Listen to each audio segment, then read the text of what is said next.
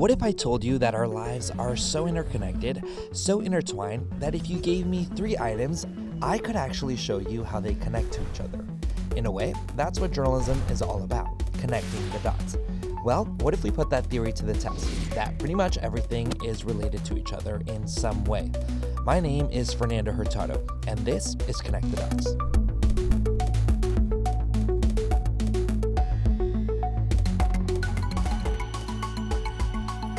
Let's draw the first item. In this bowl, we have the names of a bunch of random objects. In this bowl, we have the names of a bunch of random events. And in this bowl, we have the names of a bunch of different issues. Okay? And the issue is street vending. Right away, I'm thinking of street vendors, I'm thinking of permits, I'm thinking of really good food. Next, the event. Brunch. Okay, I think of mimosas for sure and pancakes. And finally, the object. House plant. I'm thinking plants, and plants, homes, water. Okay. I somehow have to find how houseplants, brunch, and street vending are connected to each other. So, let's do some research.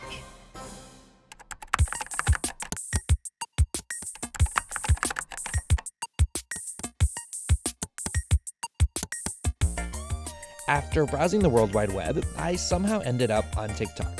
But not just any TikTok. Plant Talk, the corner of the bite-sized video app dedicated to all things plants. And I came across someone who seems to know a lot about plants. Farmer Nick is a plant coach, urban farmer, and self-described plantpreneur. I think talking to him would be a good place to start my scavenger hunt. I'm going to send him an email, but while I wait for him to hopefully respond, I'm going to hit the streets of Los Angeles to see if anyone has any ideas for how to connect street vending, houseplants, and brunch.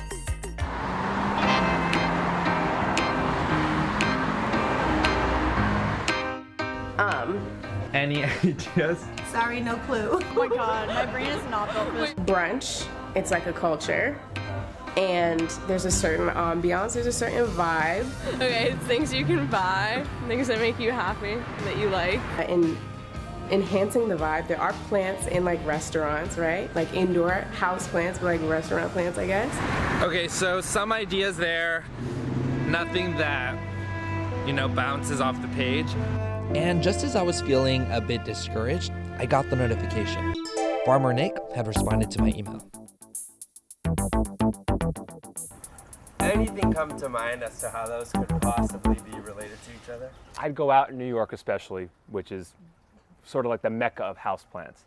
You go out on a Saturday at 1 o'clock, something like that when the shop opens, and I'm there and I'm having a good time, but then I see all the people from Brunch who are kind of tipsy, but they're tipsy plant shopping. Post-brunch plant shopping is a thing.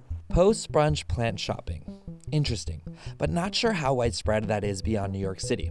But then Katsumpis said something that made my jaw drop, or nod my head enthusiastically. There are trucks, mobile trucks that sell houseplants. Bingo. I wanted to look into this. Are plant street vendors a thing? There's a truck here in LA called Plant Slut that drives around and sells houseplants. Could this be the link I was looking for? I immediately looked for this plant truck, but all I could find was this brick and mortar shop in San Jose, a few hours away from me. So I made a call to the CEO of Revolution Carts, a street vendor cart manufacturer in Los Angeles, to see if he had any leads. There's actually a guy that is street vending plants. He put all these plants on a cart, and then he started pushing it down the street, and he sells plants. No way. I had to meet this guy.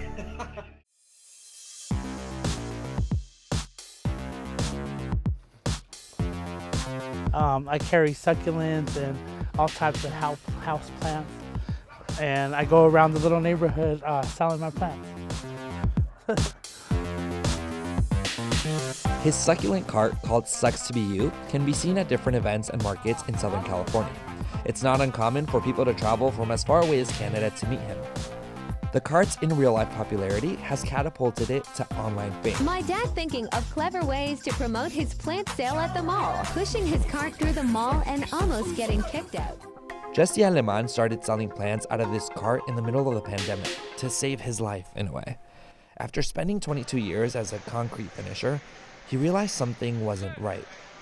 I was very depressed. I was very sad and depressed. I hated my job. I had my family, but it was like you were working to make your family happy, but you never really cared about what you were doing.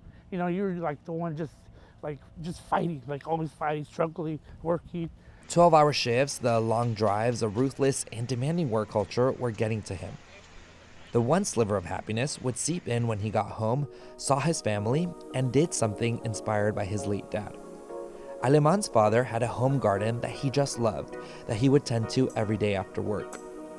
I was able to create something where I would come home and be happy to come home and come and visit my plants or visit my garden, and then I'd be a lot happier for my family. He dreamed of turning his love of plants into a business. So one day, in 2021, he quit his job. Aleman is nowhere near making what he made as a concrete finisher, but he says business is growing every week. Are you happier now? I'm a lot happier. I have a reason to be happy. I feel like I'm thankful. I'm like more thankful. I wake up and it's like whatever I do, it's like what am I gonna do to get my plant shop going? You know, like this is our little dream, but it's like someone told me treat it like concrete. You know, wake up still early. Wake up and work or do what it needs to be, but you know, treat it like it's our little baby, and that's what we do. Aleman isn't the only street vendor turning to plants to make ends meet. When the pandemic broke out, the houseplant industry boomed. Instagram users are using hashtags for their houseplant-filled homes. 6 months into the pandemic, some plant stores said they were making 5 times more than the year before. Houseplant sales increased by 18% in 2020, catapulting indoor plants to a $1.7 billion industry. Y fue un momento a raíz de la pandemia que nos orilló a cambiar rotundamente de mercancía. Claudia is a street vendor in Los Angeles who'd been selling used clothes since 2007. When the pandemic hit, the need for clothes in general went down, as people were spending more time isolated. But one day, a neighbor gifted her a plant she no longer needed. Claudia placed it in her booth and... Y fueron las primeras que vendí. Y dije yo, wow, la segunda vez igual. Claudia hasn't looked back since. Now, all she sells is plants and flowers. ¿Le gusta? Sí. Llévesela ahorita. No, va para ir cargando. ¿Hasta dónde va? No, aquí a la 27. Oh, pues yo se la llevo. In Los Angeles, the street vendor market is dominated by food businesses. But Claudia says she'll never sell food. Son permisos caros. Es un proceso largo, muy largo. Of the city's estimated 10,000 sidewalk food vendors, only 212 had permits in 2022. Why? Many vendors say permits are too expensive. For a Los Angeles vendor to open a taco cart, for example, they would need to pay a $746 application fee, $772 a year for a health permit, approximately $5,000 for a cart that is up to code, $300 a month to store groceries in a commissary, among other expenses that experts estimate put startup business costs between $10,000 and $14,000. That doesn't include the $5,000 to $8,000 in annual fees estimated thereafter. Unlike food businesses, plant street vending requires fewer permits and significantly less prep time. I was ecstatic. I'd found a crystal clear connection between plants and street vendors, but I still had to find links between plants and brunch and street vendors and brunch. So I headed to downtown Los Angeles, home to what's arguably the flower capital of the City of Angels. After all, flowers are the most common type of houseplant.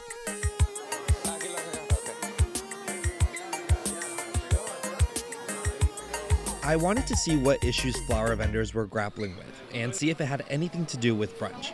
There's a sentence I'd never thought I'd say. I talked to a bunch of flower vendors and everyone brought up the same thing. They were all having trouble finding paint to transform red roses into other colors.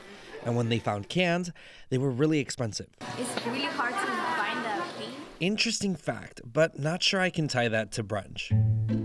Defeated, I went home. What could possibly link these two items to each other? I couldn't think of anything. The question consumed my life. I couldn't get through a work meeting without spiraling into thoughts of monsteras and waffles. Nothing came to mind. And then it hit me. I decided not to look at plants that literally, just look at plants and stories about plants, but I thought, what do plants come in? And when I was downtown at all those plant stores, I kept seeing these black containers. And so I thought, maybe in the manufacturing of this, there is some overlap with brunch or restaurants. So I looked at what these pots are made of, something called polypropylene. Then I searched for polypropylene restaurants, and bingo. That same material is used in takeout containers, spoons, forks, and bus bins. Turns out what ties houseplants and brunch to each other and almost has them in a chokehold is polypropylene, a plastic polymer often found in black plastic. Black plastic is ubiquitous in both the brunch and plant industry, and here's why. They are capable of holding in the temperature, holding in the heat better. Marie Chepo is a horticulturalist and landscape designer who looked at the impact plastic in the plant industry has on the environment. What she learned is that the green industry isn't as green as it appears, and black plastic has a lot to do with that. The problem is that optical readers at recycling facilities cannot detect black. That in and of itself has created a huge nightmare in terms of the recyclability of these pots. Because the scanners at facilities can't detect the color black, a majority of these pots are not recycled. The recycling people know that the optical reader's not going to read it, so they just toss it to the side. And it's not just black plastic. Many pots that aren't black don't get recycled because they're made of a mixture of different types of plastic. In fact, it was estimated 98% of all plastic pots ended up in landfills in 2015. You cannot recycle a product that contains different resins. You can't. And when it comes to cheaply produced plastic can oftentimes only be recycled once, if that. That's why one plant shop in Los Angeles is taking steps to extend the life of plastic pots. We have a bin here in the shop where customers can come and either leave pots that they're getting rid of and don't need anymore, or they can come and take them if they're ready to pot up a bunch of new things. At Folia Collective, you won't find plastic on their care instruction cards or plastic bags to carry your plant home. Instead, they reuse the paper the plants arrive to the store in. Then we also take all of the plastic flats that plants come in. We always take them back to our suppliers so that they can be reused there. So we make sure none of the plastic goods, unless they're broken and just completely not usable anymore, we try to make sure none of them ever end up in landfills. Alternatives to plastic pots do exist, like fiber-based pots and bioplastic ones, which are made from renewable materials like sawdust and vegetable oil. But not many companies are mass producing them, some require more water than plastic pots, and some are more expensive. And speaking of cost, that gets me to my last and final connection: brunch and street vending. A boom in demand for plants, coupled with pandemic supply chain issues, has caused the price of plastic to go up and supply to go down. Russia's invasion of Ukraine has only driven prices higher. Russia is one of the world's largest producers of oil, and many plastics are made from petroleum. That has trickled down to plant nurseries and brunch restaurants. Everything in the stores, including trays, forks, napkins, everything has doubled in price since COVID. Something Good LA is a food truck that specializes in brunch food, like tater tots, tamal waffles, and brunch sliders. Co-owner Viviana Hernandez says the price is half the battle. Finding black plastic forks alone is difficult. So a lot of times we're searching like Smart & Final, Costco, Restaurant Depot, and we could never find like forks. High plastic prices, coupled with Hernandez's desire to be more environmentally friendly, has encouraged this business owner to reduce plastic use altogether. Unless people absolutely need like a side of something, like extra sauce, we'll give it to them on the side, but most of the time we just put it on it for them. So there you have it. I connected the dots. Turns out some street vendors are pivoting to selling plants to cash in on the houseplant craze.